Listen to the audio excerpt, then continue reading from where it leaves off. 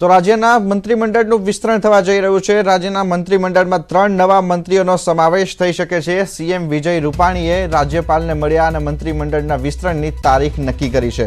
આગામી અઠવાડિયા સુધીમાં આ વિસ્તરણની કામગીરી આગળ વધી શકે તેમ છે અને તાજેતરમાં જ ભાજપના પ્રમુખ પદેથી નીકળેલા જીતુ વાઘાણીને મંત્રીમંડળમાં સ્થાન મળી શકે છે। આ ઉપરાંત બ્રિજેશ મેરજા, પંકજ દેસાઈનો સમાવેશ થઈ શકે તેમ છે।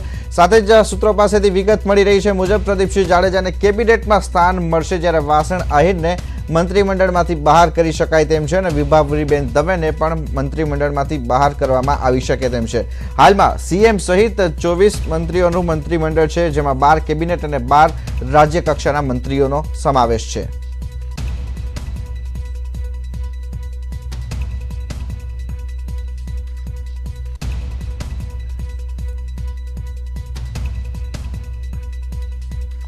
તો આ અંગે જ અપડેટ ઉપર વધુ વિગતો આપવા માટે ગાંધીનગરથી સંવાદદાતા હિતેન્દ્ર બારોટ જોડાઈ ગયા છે।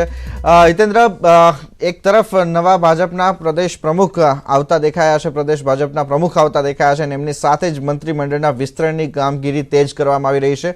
બીજી તરફ પેટા ચૂંટણી આવી રહી છે, શું સમજવું જોઈએ આની પાછળના સમીકરણો શું દેખાઈ રહ્યા છે?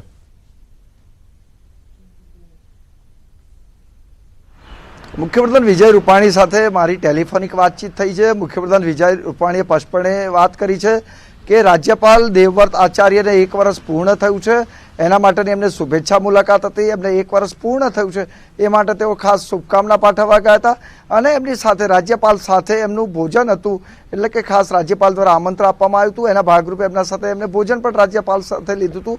એમને તમામ વાતોની અટકળો જે ચાલી રહી છે મંત્રીમંડળના વિસ્તરણ લઈને કે એમના રાજીનામા લઈને તમામ અટકળો પર પૂર્ણ વિરામ મૂક્યો છે। મુખ્યપ્રધાન વિજય રૂપાણીએ સ્પષ્ટપણે ટેલિફોનિક વાતચીતમાં કહ્યું છે કે માત્ર ને માત્ર રાજ્યપાલ આચાર્ય દેવવ્રત સાથેની આ શુભેચ્છા મુલાકાત છે, ન તો મંત્રીમંડળના વિસ્તરણનો પ્રશ્ન છે, ન તો મુખ્યપ્રધાન તરીકે રાજીનામા આપવાનો પ્રશ્ન છે। જે પ્રકારે ગુજરાતની રાજનીતિમાં ગુજરાત ભાજપના પ્રમુખ તરીકે CR પાટીલની નિમણૂક થઈ, એની સાથે જ ગુજરાત ભારતીય જનતા પાર્ટી રાજનીતિમાં એક અલગ જ નવી ચર્ચાએ જોર પકડ્યું છે। કારણ કે ગુજરાતની રાજનીતિમાં વર્ષોથી કહી શકાય કે રાજેન્દ્રસિંહ રાણા અને વજુભાઈ વાળા બાદ વર્ષોથી પુરુષોત્તમ રૂપાલા, RC ફળદુ અને જીતુ વાઘાણી સતત પાટીદાર સમાજનું પ્રભુત્વ રહ્યું છે ગુજરાતના સંગઠન ઉપર અને સરકારમાં પણ। હવે સંગઠનમાંથી ભારતીય જનતા પાર્ટીમાં પાટીદાર સમાજનો એકડો બહાર નીકળી ગયો છે, ત્યારે સ્વાભાવિક છે કે ભારતીય જનતા પાર્ટી દ્વારા નેતૃત્વમાં ગુજરાતમાં પરિવર્તન કરવામાં આવે એવી એક પ્રબળ શક્યતાઓ, ચર્ચાઓએ જોર પકડ્યું છે। એટલા માટે જ આ ચર્ચા થઈ રહી છે કે મુખ્યપ્રધાન વિજય રૂપાણી આગામી સમયમાં રાજીનામું આપી શકે છે, એના માટેનું જ રાજ્યપાલ સાથેની મુલાકાત હોય, પરંતુ મુખ્યપ્રધાને સ્પષ્ટપણે ના પાડી છે કે આ માત્ર ને માત્ર શુભેચ્છા મુલાકાત છે, રાજીનામું આપવાનો પ્રશ્ન નથી। એક વાત ચોક્કસ છે કે આગામી સમયમાં મંત્રીમંડળનું વિસ્તરણ થઈ શકે છે। આભાર આ સમગ્ર વિગત માટે। તો જે રીતના અમારા સંવાદદાતા હિતેન્દ્ર બારોટ અહીંયા જણાવી રહ્યા છે કે મંત્રીમંડળના વિસ્તરણ માટેની જે શક્યતાઓ અને સંભાવનાઓ હતી એના ઉપર પૂર્ણ વિરામ મુકાઈ ચૂક્યું છે। તેમણે ખુદ સીએમ વિજય રૂપાણી સાથે વાત કરી છે અને તેમની પાસેથી આ વિગત મેળવી છે કે મંત્રીમંડળનું વિસ્તરણ કરવા માટેની કોઈ આયોજન નથી અને સાથે જ જે રાજ્યપાલ સાથેની મુલાકાત છે એ એક શુભેચ્છા મુલાકાત હતી, એમનો કાર્યકાળ પૂરો થઈ રહ્યો છે એના પણ। અને સાથે જ બીજા મહત્વના સમાચાર તરફ જઈએ આગળ, તો પ્રદેશ ભાજપ પ્રમુખ સાથે ખાસ વાતચીત કરવામાં આવી છે। CR પાટીલ સાથે ખાસ વાતચીત કરી છે ન્યૂઝ 18એ। ન્યૂઝ 18નો આ એક્સક્લુઝિવ ઇન્ટરવ્યુ, જેમાં 50 વર્ષનો રોડમેપ પીએમએ જે તૈયાર કર્યો છે એના અંગેની સમગ્ર વાત કરવામાં આવી છે। સાથે જ ગુજરાત મોડલની જેમ સંગઠનમાં કેવી રીતે આગળ વધવું એની વાત કરવામાં આવી છે। ગુજરાત પ્રદેશ ભારતીય જનતા પાર્ટીના 13મા પ્રદેશ પ્રમુખ તરીકે CR પાટીલની વરણી થઈ છે। ગઈકાલે પદભાર સંભાળી લીધેલો આજે CR પાટીલ આપણી સાથે છે, તેમની સાથે જ આપણે વાત કરીએ કેવા પ્રકારનો રોડમેપ હશે અને 2022 સુધીનું તેમનું કેવા પ્રકારનું આયોજન છે।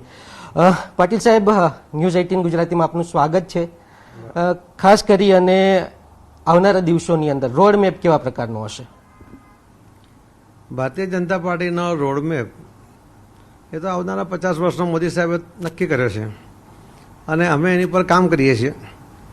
ગુજરાતનું સંગઠન એક મોડલ બને, જેમ ગુજરાતનો વિકાસ એક મોડલ છે, એ રીતે ગુજરાતનું સંગઠન પણ એક મોડલ બને, એક નવી નવી આઈડિયાઓ સાથે, નવા નવા મુદ્દાઓ સાથે કે લોકો સુધી જે પહોંચવાનો પ્રયત્ન કરે છે, એ વિશેષતાઓને કારણે આખા દેશમાં આ સિસ્ટમને લોકો અનુસરે એવો અમારો પ્રયત્ન છે।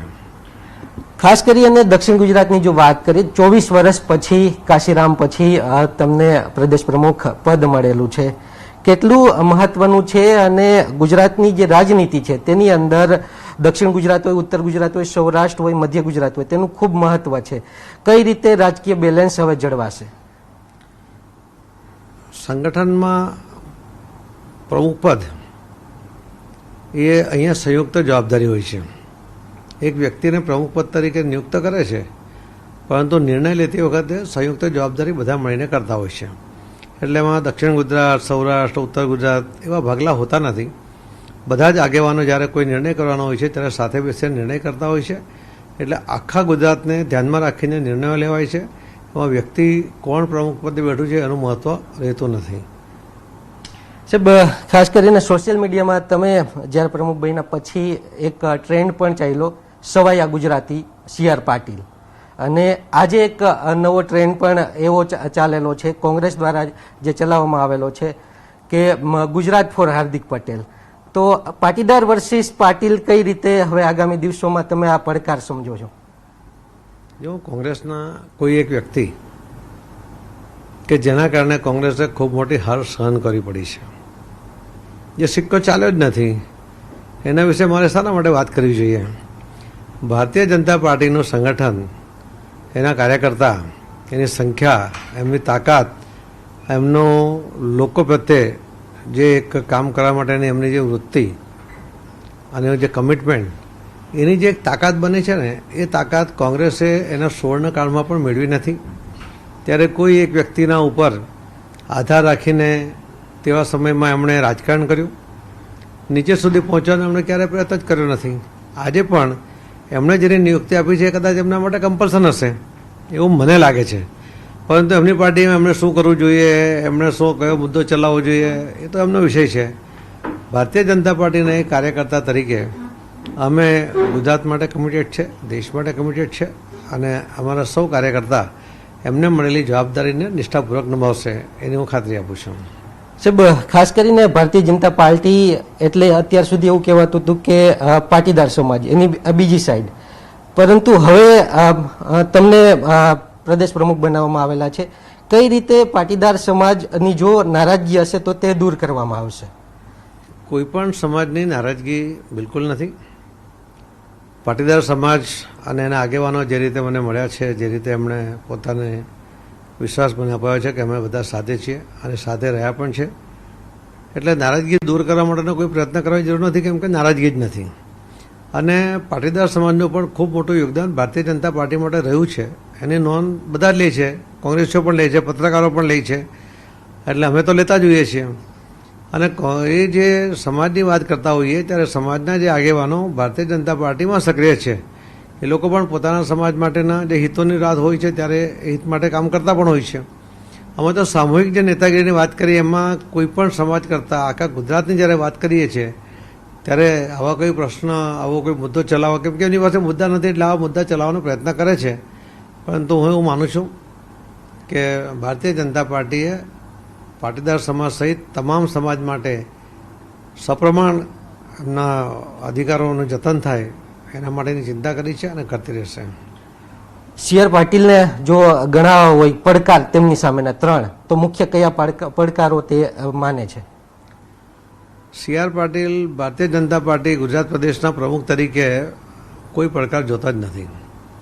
આટલી અફાટ શક્તિ હોય સંગઠનની, આટલા મોટા પ્રમાણમાં કાર્યકર્તા હોય, એ કાર્યકર્તાને જો મુવમેન્ટ આપીએ તો એની જે તાકાતનું પ્રદર્શન મળશે ને, કદાચ કોંગ્રેસ બીજા આવનારા 50 વર્ષ સુધીનો જે પ્લાન મોદી સાહેબ કરે છે ને કે કોંગ્રેસ દેખાશે જ નહીં.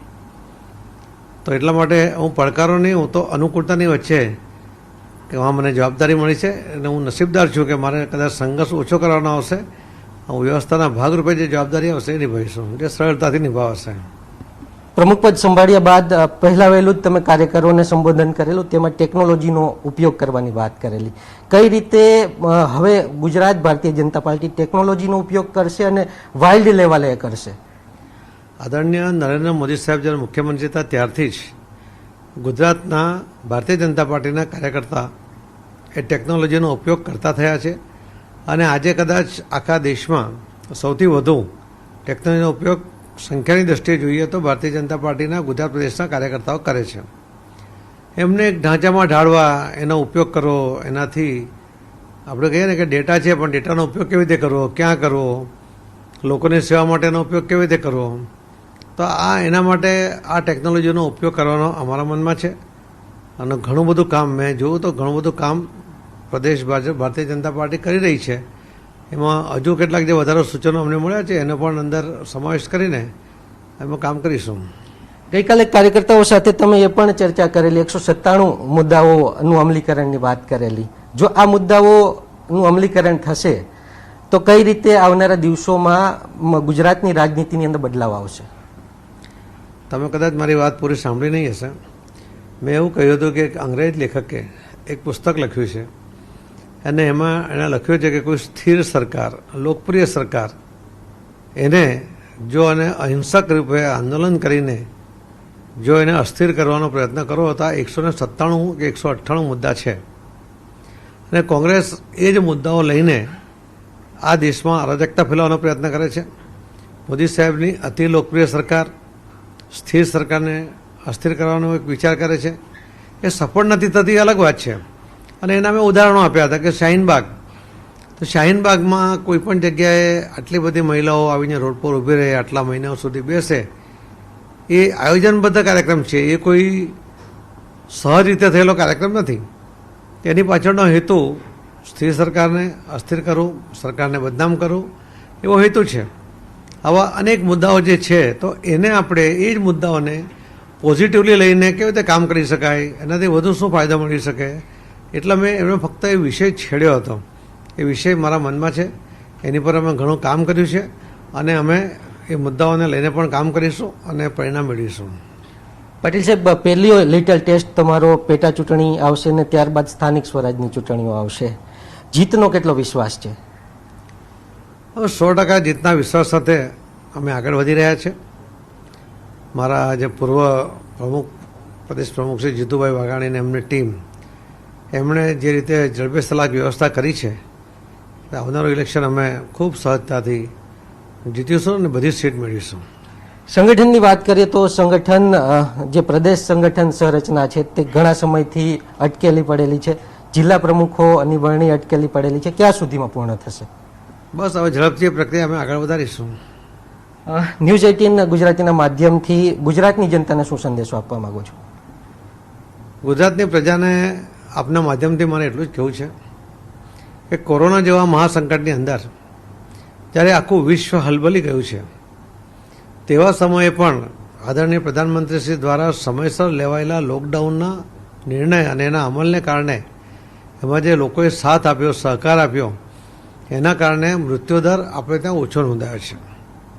અને એ દર જે નોંધાયો છે, એ જો અમેરિકાની વાત કરીએ તો અમેરિકામાં 1 થી 1.25 લાખ લોકો મૃત્યુ પામ્યા. એના કરતાં આપણી 8 ગણી વસ્તી છે, એના કરતાં સરસંધાનો આપણે ત્યાં ઓછા છે. તો એ જો એના પ્રમાણે ગણીએ તો લાખો લોકોના મૃત્યુ થવાની શક્યતા હતી, જેને કંટ્રોલ કરી શક્યા છે.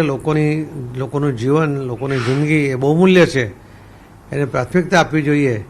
એ મોદી સાહેબ સમજે છે, એમણે પ્રાથમિકતા આપી અને અનેક લોકોના, લાખો લોકોના જીવ બચાવ્યા છે અને મોતના મુખમાંથી પાછા લઈ આવ્યા છે. એટલે કે ભારતીય જનતા પાર્ટીની સરકાર એ કેન્દ્રમાં હશે કે રાજ્યમાં હશે, લોકોના સુખાકારી માટે એ કોઈ પણ પગલાં લેતા અચકાશે નહીં. એમનું ભવિષ્ય, એમના બાળકોનું ભવિષ્ય ભારતીય જનતા પાર્ટીની, મોદી સાહેબની સરકારના હાથમાં સુરક્ષિત છે. આ જ મેસેજ મારે આપવો છે. તો બિલકુલ મોદી સરકારના હાથમાં જે તમામ ગુજરાતીઓ છે, ભારતીય જનતા પાર્ટી છે, તેમનું ભવિષ્ય સુરક્ષિત છે અને આવનારા દિવસોમાં CR પાટીલ ટેકનોલોજીના સહારે ભારતીય જનતા પાર્ટીને વધુ વ્યાપક બનાવશે અને વધુ અસરકારક બનાવશે તેવું તેમનું કહેવું છે.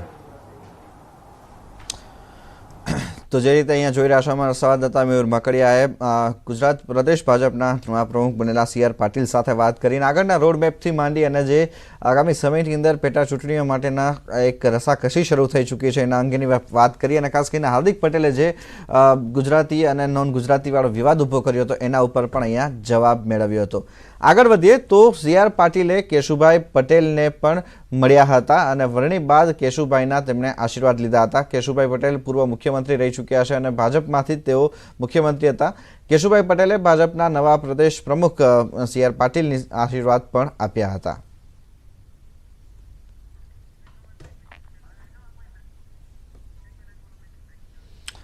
તો અહીંયા આપને જણાવી દઈએ કે ખાસ કરીને સી.આર. પાટીલે જ્યારે પ્રદેશ ભાજપના પ્રમુખ તરીકે વરણી થઈ ત્યારબાદ તેમણે અનેક ભાજપના મોવડી મંડળનો પણ આભાર માન્યો હતો અને એ તબક્કે ભાજપ છોડીને ભલે જતા રહ્યા તેમ છતાં પણ કેશુભાઈ પટેલના પણ તેઓ શુભેચ્છા મુલાકાતે ગયા હતા અને ત્યાં તેમના પણ આશીર્વાદ લેવા માટેનો તેમણે પ્રયાસ કર્યો હતો અને આશીર્વાદ લીધા હતા.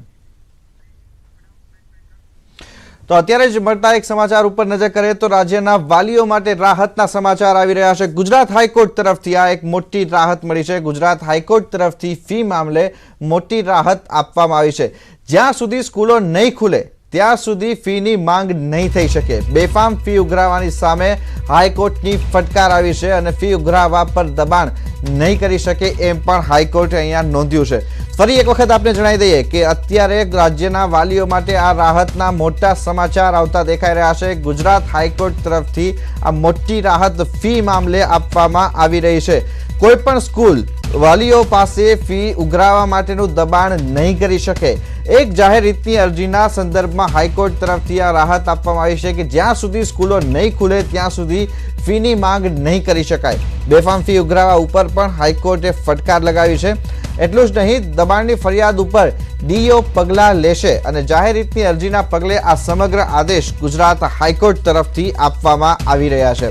તો આપણે ખાસ એક વખત જણાવી દઈએ કે અલગ અલગ સ્કૂલો તરફથી વાલીઓ ઉપર વારંવાર સ્કૂલ અત્યારે બંધ છે તેમ છતાં એમના ઉપર વારંવાર દબાણ કરવામાં આવી રહ્યું હતું ફી ભરવા માટેનું અને કેટલીક સ્કૂલોએ તો ફક્ત ઓનલાઈન ક્લાસીસ પણ એટલા માટે શરૂ કર્યા હતા કે તેઓ ફી ઉઘરાવી શકે.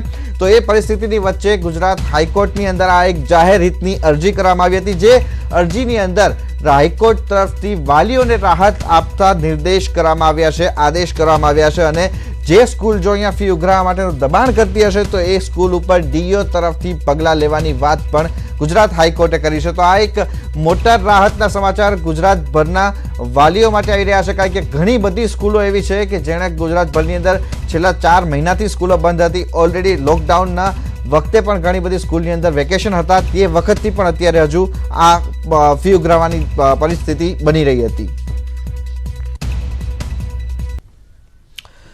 Welcome back. અને અત્યારે બીજા સમાચાર પણ સ્કૂલને લગતા આવી રહ્યા છે. રાજકોટમાં સ્કૂલ સંચાલકની એક ઘોર બેદરકારી સામે આવી છે. કોરોના કાળમાં જ્ઞાનદીપ શાળાની બેદરકારી સામે આવી છે. જ્ઞાનદીપ શાળાએ વિદ્યાર્થીઓને બોલાવ્યા હતા સ્કૂલમાં. ગાંધીગ્રામમાં આ સ્કૂલ આવેલી છે. જ્ઞાનદીપ શાળાએ જ સરકારના નિયમોના ભંગ કર્યા છે. જ્ઞાનદીપ શાળામાં NSUIએ વિરોધ પણ નોંધાવ્યો છે. જે રીતે આપ અત્યારે CCTV દ્રશ્યો જોઈ રહ્યા છો કે જ્યાં સ્કૂલ બંધ રાખવાનો આદેશ છે તેમ છતાં પણ વિદ્યાર્થીઓને સ્કૂલે બોલાવવામાં આવ્યા છે અને કોરોના કાળમાં આ શાળાની બેદરકારી જે છે તે સામે આવતી દેખાઈ રહી છે. જોકે આ સંદર્ભે NSUI તરફથી વિરોધ પણ નોંધાવવામાં આવ્યો છે.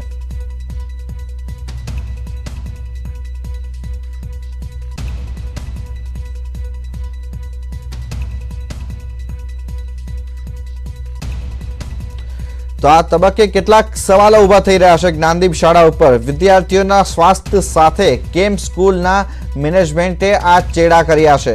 વિદ્યાર્થીઓને કેમ શાળાએ બોલાવ્યા? સરકારની ગાઈડલાઈનનું પાલન કેમ કરવામાં નથી આવી રહ્યું? શું કારણ હતું સ્કૂલે બોલાવવા માટેનું વિદ્યાર્થીઓને એવું શાળાએ બોલાવવાની જરૂર શું પડી હતી? આ કેટલાક સવાલ છે ન્યૂઝ 18 ગુજરાતીના કે જેના જવાબ આપણે આ તંત્ર પાસેથી અને શાળાના સંચાલકો પાસેથી માંગીશું. કારણ કે શું તંત્ર આ શાળા સામે પગલાં ભરવા માટેની શું તૈયારી કરી રહી છે?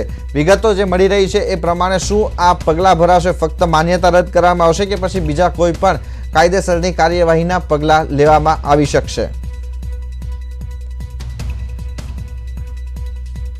મહત્વનું છે, 2 દિવસ પહેલા જ રાજ્યના શિક્ષણ મંત્રીએ કહ્યું હતું કે કોરોના મહામારીમાં સ્કૂલો ખોલવાની ઉતાવળ નહીં કરાય. તેમ છતાં કેટલીક સ્કૂલો સરકારના જ નિયમોને ઘોડીને પી ગયા હોય તેમ વિદ્યાર્થીઓના સ્વાસ્થ્ય સાથે ચેડા કરી રહ્યા છે. 2 દિવસ પહેલા શિક્ષણ મંત્રીએ શું કહેતું એ પણ આપને સંભળાવીએ. જીવનમાં 30-35 વર્ષથી આ ક્ષેત્રમાં કામ કરતા હોય એવા સૌ સાથે મેં વેબિનારમાં કામ કર્યું છે. લગભગ સર્વાનુમત એવું બને છે કે શાળા ખોલવાની તમે ઉતાવળ ન કરતા, અને રાજ્ય સરકારે પણ માનનીય મુખ્યમંત્રીશ્રીની સૂચના અનુસાર પણ અમે એવું નક્કી કર્યું છે કે શાળા ખોલવાની ઉતાવળ ન કરવી, સંપૂર્ણપણે જનજીવન પૂર્વવત થાય અને આરોગ્ય વિભાગનો મત લઈને, એમનો અભિપ્રાય લઈને, આરોગ્ય નિષ્ણાતોનો પણ મત લઈને પછી પહેલાં અમારે મન, બાળકનું હિત, બાળકનું સ્વાસ્થ્ય મહત્વનું છે, એને ધ્યાનમાં રાખીને અમે નિર્ણય લઈશું. તો સુરતમાં વધુ એક કોરોના યોદ્ધાનું નિધન થયું છે. વધુ એક તબીબીનું કોરોનાથી નિધન થયું છે. કોસંબાના ડોક્ટર લક્ષ્મણ પટેલનું નિધન થયું છે. કોસંબા ડોક્ટર એસોસિએશનના પ્રમુખ હતા અને સાથે જ માંગરોળ તાલુકાના કોળી પટેલ સમાજના પણ તેઓ પ્રમુખ હતા, જેમનું કોરોનાના કારણે મૃત્યુ થયું છે.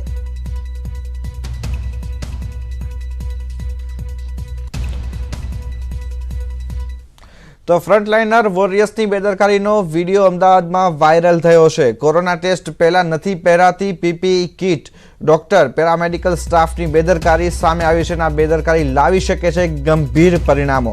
કાલુપુરમાં રેપિડ કિટથી ટેસ્ટિંગ થઈ રહ્યું હતું, જ્યાં આ બેદરકારી સામે આવી છે કે જ્યાં આપ અત્યારે આ દ્રશ્યો જોઈ શકો છો કે જે રેપિડ કિટ થકી તપાસ કરવામાં આવી રહી છે. એ તબક્કે પીપીઈ કિટ જે તપાસ કરતા છે એમણે જ ધારણ નથી કરી અને જેના કારણે એમને એક સુપર સ્પ્રેડર તરીકે પણ જોઈ શકાય. ભલે કોરોના વોરિયર્સ છે, પરંતુ આ પ્રકારની બેદરકારી એમના સહિત બીજા ઘણા બધા લોકો માટે થઈને હાનિકારક સાબિત થઈ શકે તેમ છે, કારણ કે કોરોના સંક્રમિત કોઈ પણ વ્યક્તિ હશે તો એમની તપાસ આમના થકી જ થઈ હશે અને જ્યારે બીજા લોકોની તપાસ થશે ત્યારે પણ એ લોકો પણ આનાથી સંક્રમિત થઈ શકે એમ છે. તો આ દ્રશ્યની અંદર આપ સ્પષ્ટપણે જોઈ શકો છો પીપીઈ કિટ વગર જ જે રેપિડ ટેસ્ટ છે એ કરવામાં આવી રહ્યા છે.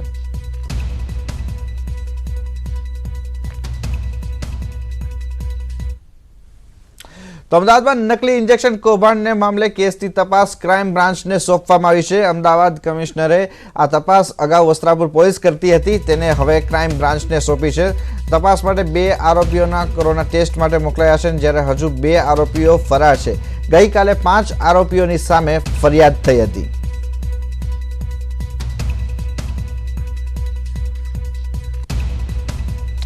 તો વડોદરામાં અંતિમ સંસ્કારને મુદ્દે હોબાળો થયો છે. વાસણા સ્મશાન ગૃહ પર સ્થાનિકોએ હોબાળો કર્યો છે. મૃતકથી અંતિમ વિધિ ન કરવા સ્થાનિકોની માંગ બની છે. કોરોનાથી દર્દીનું મૃત્યુ થયું હતું અને મોત પોલીસ મેડિકલ સ્ટાફ સામે રોષ સાથે આપણને દેખાઈ રહ્યું છે. જે રીતે આપ દ્રશ્યની અંદર જોઈ રહ્યા છો, સ્થાનિકોનો વિરોધ નોંધાવવામાં આવી રહ્યો છે. સાથે જ ગેસ લીકેજ અને ધુમાડાની પરેશાની છે એવું પણ સ્થાનિકોનું કહેવું બની રહ્યું છે અને અંતિમ વિધિ ન કરવા દેવા માટેની માંગ સાથે સ્થાનિકો હોબાળો મચાવતા દેખાઈ રહ્યા છે.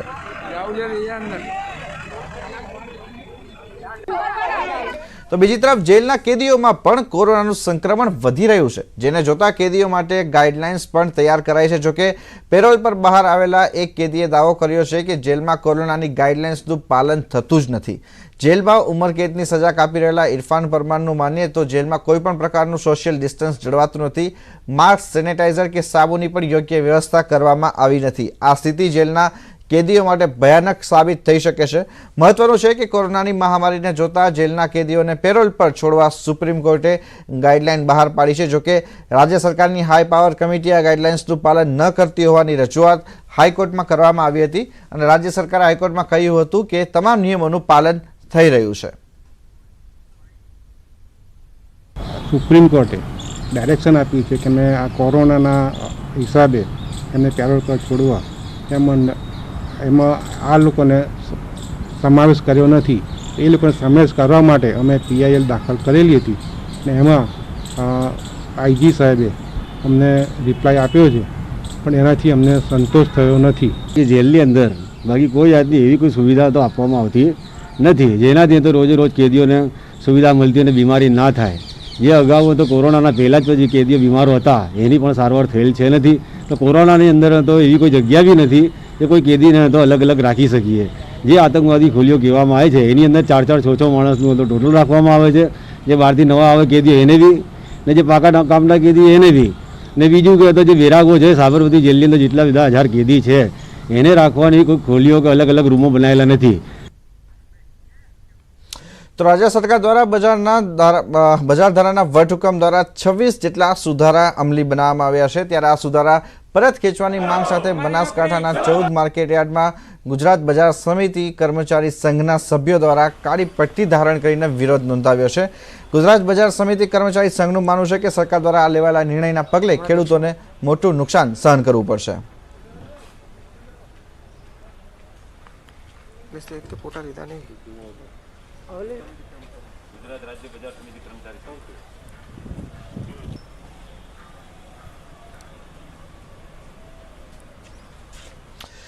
માં તે માં બીજા બધા વગડાના વાહ. સોશિયલ મીડિયા પર વાયરલ થયેલા એક ઉંદરના એક વિડીયોમાં માતાની મમતા સ્પષ્ટ જોવા મળી રહી છે. ચાહે માનવ હોય કે પ્રાણી, દરેક પ્રજાતિમાં માતાની સંતાનો પ્રત્યેની મમતા અમૂલ્ય છે. અંદાજે 3 મિનિટના વિડીયોમાં સ્પષ્ટ જોવા મળી રહ્યું છે કે ઉંદરના દરમાં પૂરનું પાણી ઘૂસી જાય છે. ચિંતાતુર માતા પોતાના જીવની પરવા કર્યા વિના પોતાના એક બચ્ચાને પાણીમાંથી બચાવી સલામત સ્થળે ખસેડી રહી છે. માતા એક કરીને પોતાના બચ્ચાને બહાર કાઢતી જાય છે. બીજી તરફ પાણીનું સ્તર પણ વધતું જાય છે, પણ તેનો માતૃ પ્રેમ તેને હિંમત હારવા દેતો નથી અને 5 બચ્ચાને સલામત રીતે પાણીમાંથી બહાર કાઢી બચાવે છે. આ વાયરલ વિડીયોમાં દેખાયો તે માતૃ પ્રેમ છે. સાથે જ સામાન્ય નાગરિકને પણ એ બોધપાઠ મળી જાય છે કે મુશ્કેલી કદાચ ગમે એટલી મોટી હોય, ભલે તમે એકલા હોવ, પણ જો હિંમતપૂર્વક તેનો સામનો કરવામાં આવે તો સફળતા ચોક્કસ મળશે. તો એ સાથે જ સમાચારોમાં અત્યારે બસ આટલું જ. આગળ અપડેટ માટે જોડાયેલા રહો ન્યૂઝ 18 સાથે. નમસ્કાર.